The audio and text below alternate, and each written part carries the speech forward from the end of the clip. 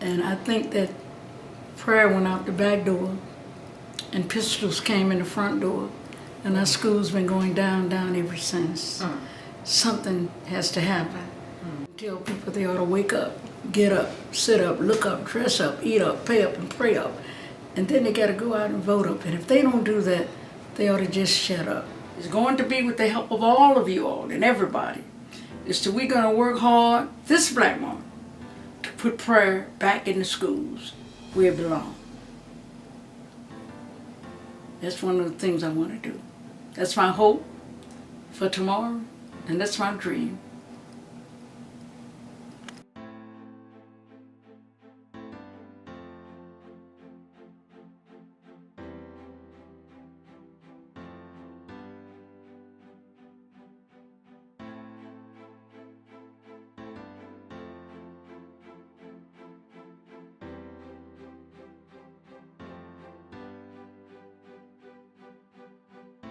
But what did happen, sometimes bad things happen for good things to come about. Michael Brown sacrificed. His life was sacrificed that all of us might have a better way of life and that we can really see the problems that has went on in the past that people have been talking about. Police brutality, talked about that. Racial profiling, that's been talked about. How do we get jobs in our community and what our community looks like and what it needs to look like.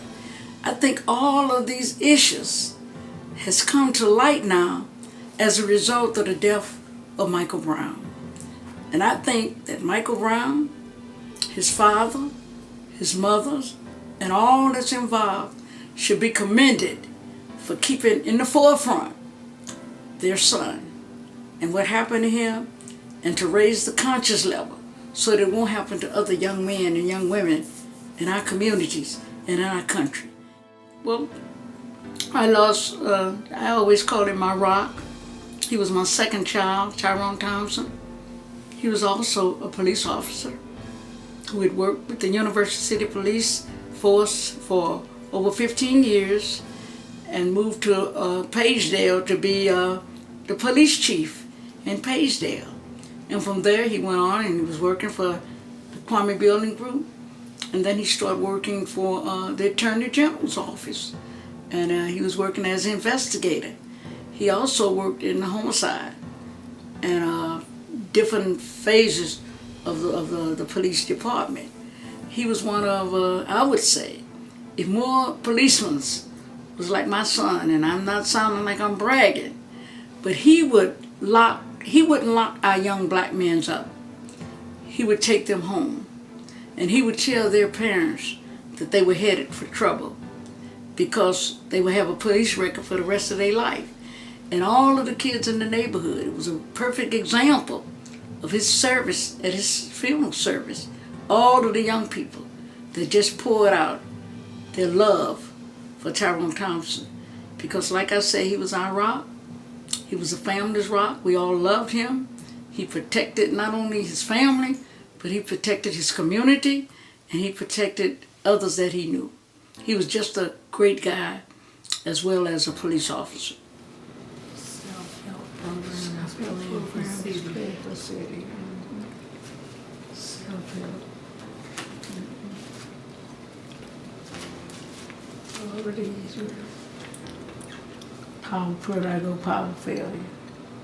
Again, lights, heat off. That's a typical story of the Pruitt I get. People that did all kind of stories on Pruitt I made big money, everybody. I don't know where they got these stories from.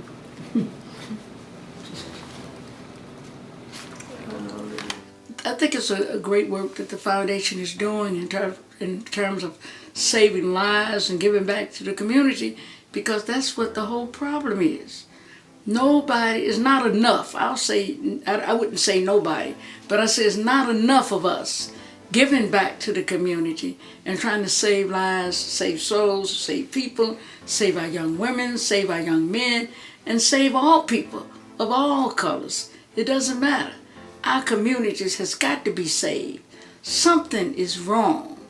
Our schools got to be saved. Our kids got to be educated.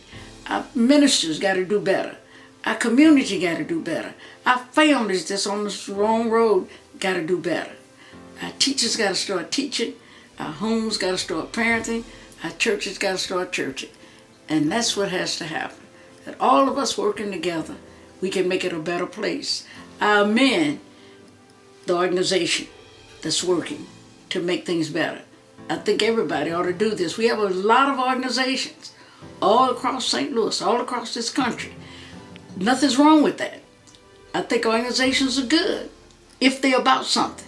If they're about change, if they're about doing something, then people shouldn't mind joining them. And I think this organization, people ought to be a part of. We ought to just say, I'm tired. I'm tired and I'm not taking any more. I'm sick and tired of being sick and tired. So they ought to come on, join, and be a part of change, because the change is coming.